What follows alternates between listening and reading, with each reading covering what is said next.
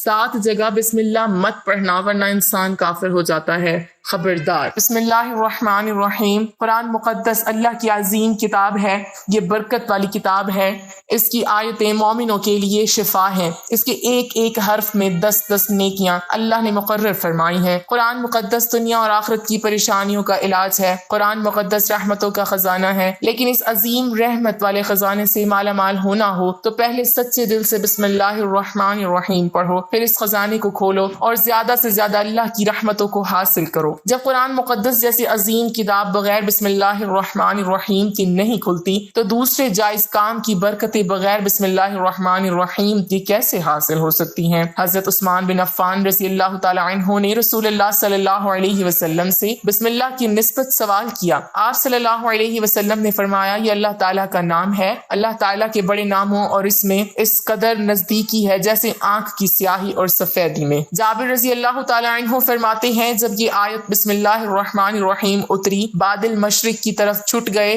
ہوائیں ساکن ہو گئیں، سمندر ٹھہر گیا، جانوروں نے کان لگا لیے، شیاطین پر آسمان سے شعلے گرے اور پروردگار عالم نے اپنی عزت و جلال کی قسم کھا کر فرمایا کہ جس چیز پر میرا یہ نام لیا جائے گا اس میں ضرور برکت ہوگی۔ ابن مسعود رضی اللہ تعالی عنہ فرماتے ہیں کہ جہنم کے 19 داروغوں سے جو بچنا چاہے وہ بسم اللہ الرحمن الرحیم پڑھے، اس کے بھی 19 حروف ہیں، ہر حرف ہر فرشتے سے بچاؤ بن جائے گا۔ اسے ابن عطیہ نے بیان کیا ہے لیکن کچھ ایسی جگہیں ہیں جہاں پر بسم اللہ الرحمن الرحیم پڑھنا حرام ہے، جائز ہی نہیں ہے، ہر انسان جہاں چاہتا ہے پڑھ لیتا ہے۔ کچھ لوگوں کی ایسی عادت بن جاتی ہے کہ وہ ہر کام کرنے سے پہلے ایک دم بسم اللہ الرحمن الرحیم پڑھتے ہیں، تو کچھ ایسی بھی جگہ ہے جہاں پہ بسم اللہ ہمیں نہیں پڑھنا چاہیے، جہاں پر بسم اللہ انسان اگر پڑھے گا تو وہ گنہگار ہوگا۔ بسم اللہ کا پڑھنا ایسی جگہ پر ایسے مقامات پر جائز ہی نہیں ہے۔ اب آپ یہ سمجھ لیجئے کہ کون سے مقامات پہ بسم اللہ پڑھنا چاہیے، کن مقامات پر بسم اللہ نہیں پڑھنا چاہیے۔ ناظرین آپ نے سنا ہوگا کہ ہر کام شروع کرنے سے پہلے بسم اللہ الرحمن الرحیم پڑھنا چاہیے، کیونکہ بسم اللہ الرحمن الرحیم کا معنی ہے کہ اللہ کے نام سے شروع جو بڑا مہربان نہایت رحم والا ہے، یعنی ہم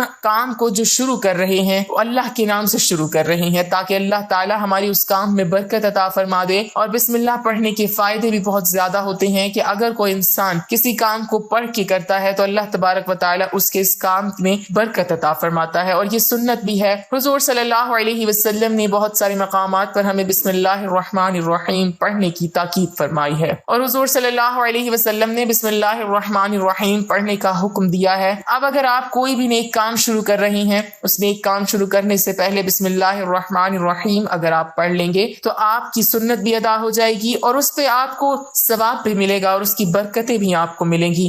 اگر آپ نے کسی نیک کام شروع کرنے سے پہلے بسم اللہ پڑھ لیا تو پھر انشاءاللہ اس میں آپ کا نقصان نہیں ہوگا، اللہ تعالیٰ خود آپ کا حامی و مددگار اور ناصر بن جائے گا، کیونکہ آپ نے اپنے کام کو اللہ کے نام سے شروع کیا ہے کہ ہمارا کام تھا کرنا، اور بندہ کیا کرتا ہے اور اس کے بس میں ہوتا کیا ہے؟ بندہ تو اسباب اختیار کرتا ہے، اور بندہ کر بھی کیا سکتا ہے؟ بندے کے ذمہ صرف اسباب کا اختیار کرنا ہے کہ آپ کسی کام کو کرنے سے پہلے سبب اختیار کریں کہ ہمیں یہ کام کرنا ہے، باقی اللہ کے سپرد کر دیں۔ آپ اپنے کام کو کریں، باقی جو آپ کا کام ہے وہ اللہ تبارک و تعالیٰ کے سپرد کر دیں۔ ایک مرتبہ ایک صحابی آ کر عرض کیا یا رسول اللہ صلی اللہ علیہ وسلم میں پریشان ہوں، ہمارے اونٹ کہیں کھو گئے ہیں۔ تو آپ صلی اللہ علیہ وسلم نے ان کو یہ بتایا کہ اللہ پہ بھروسہ کرو، اور اللہ پہ بھروسہ ہی اصل چیز ہے۔ یہ بولو کہ میں نے اللہ پر بھروسہ کر لیا، اللہ پاک کافی بہترین کارساز ہے۔ تو کچھ صحابہ کرام کہنے لگے یا رسول اللہ صلی اللہ علیہ وسلم ہمیں اللہ کی ذات پر بھروسہ ہے، کیا ہم اپنے اونٹوں کو ایسے ہی چھوڑ دیں؟ اگر ہماری قسمت میں ہوں گے تو ہمارے اونٹ واپس آ جائیں گے، اور مقدر میں نہیں ہوں گے تو چلے جائیں گے، ہمیں اللہ کی ذات پر بھروسہ ہے۔ تو آپ صلی اللہ علیہ وسلم نے فرمایا کہ نہیں، پہلے اپنے اونٹ کو باندھو، پھر اللہ کی ذات پر یقین کرو، پھر اللہ کی ذات پر بھروسہ کرو۔ یعنی ہمارے ذمے کے جو کام ہے وہ ہمارے اوپر کرنا لازم ہے۔ اسباب کا انکار کرنے والا جاہل ہوتا ہے، اسباب کا انسان انکار کر نہیں سکتا کہ نہیں ہم تو ہاتھ پہ ہاتھ رکھ کے بیٹھ جائیں گے،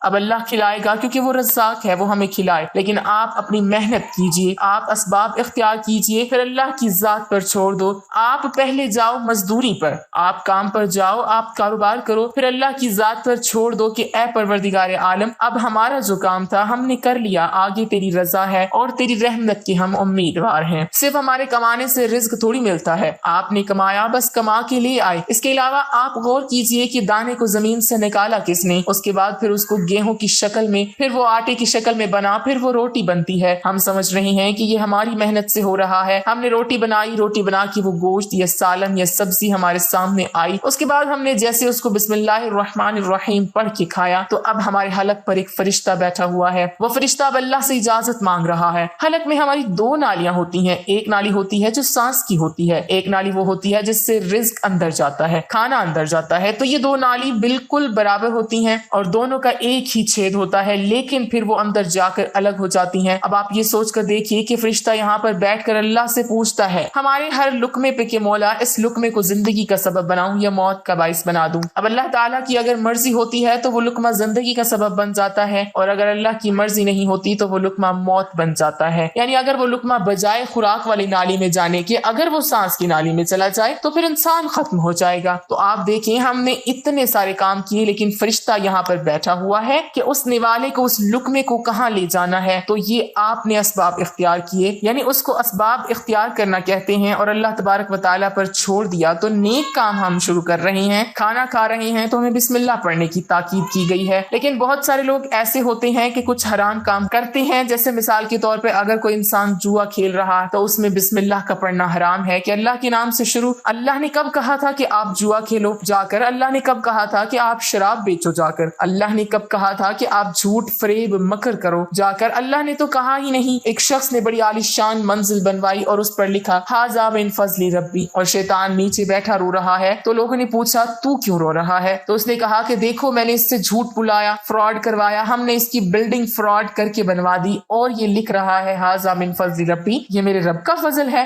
اللہ نے کہاں کہا تھا کہ جھوٹ بول کے کمانا, اللہ نے کہاں کہا تھا کہ ڈونگ کرنا, اللہ نے کہاں کہا تھا کہ فراڈ کرنا. تو مقصد صرف یہ ہے کہ شیطان تو ہر طرح سے انسان کو بہکاتا ہے, تو اس لیے حرام کاموں سے پہلے ہمیں بسم اللہ ہرگز نہیں پڑھنا چاہیے. ہمیں ہر نیک کام شروع کرنے سے پہلے بسم اللہ الرحمن الرحیم پڑھنا چاہیے. ہمیں احتیاط رکھنا چاہیے کہ جب ہم باتھ روم کے اندر داخل ہو چکے ہوں, نہانے سے قبل بسم اللہ نہ پڑھیں, باتھ روم میں جانے سے پہلے ہم بسم اللہ الرحمن الرحیم پڑھیں, اور باتھ روم کے نکلنے کے بعد جب کپڑے پہنے تو پھر بسم اللہ الرحمن الرحیم پڑھیں. اور کوئی انسان کاروبار کرتا ہے, اب اس نے جھوٹ بولا اور پھر اس کے بعد پیسے لیتے وقت بسم اللہ الرحمن الرحیم پڑھا, تو ایسی جگہوں پر جہاں پر حرام کام کوئی بندہ کرتا ہے تو وہاں پر بسم اللہ الرحمن الرحیم نہیں پڑھنا چاہیے, کیونکہ اللہ تبارک و تعالیٰ نے آپ کو دنیا میں چھوٹ دے رکھی ہے کہ جیسا کرو گے ویسا بھرو گے. اللہ سب کو دیکھ رہا ہے کہ کون کیا کر رہا ہے, تو جو کچھ ہم کر رہے ہیں صحیح یا غلط, اس کے بعد پھر لوگ کہتے ہیں کہ یہ تو اللہ کی مرضی ہے, لیکن یاد رکھنا یہ اللہ کی مرضی نہیں, اللہ کی اجازت ہے. اللہ نے آپ کو اجازت دی ہوئی ہے, بس اللہ نے چھوٹ دی ہوئی ہے کہ کر لو دنیا میں جیسا کرنا ہو. اللہ ظالم کو ڈھیل دیتا ہے لیکن جب پکڑتا ہے تو چھوڑتا نہیں ہے. اللہ کی پکڑ بڑی سخت ہے. تو دنیا میں اللہ دیکھ رہا ہے, یہ مرضی نہیں ہے اللہ کی کہ آپ گناہ کرو, لیکن اللہ نے بس اجازت دی ہوئی ہے کہ آپ کر لو. دیکھیں کتنا کرو گے.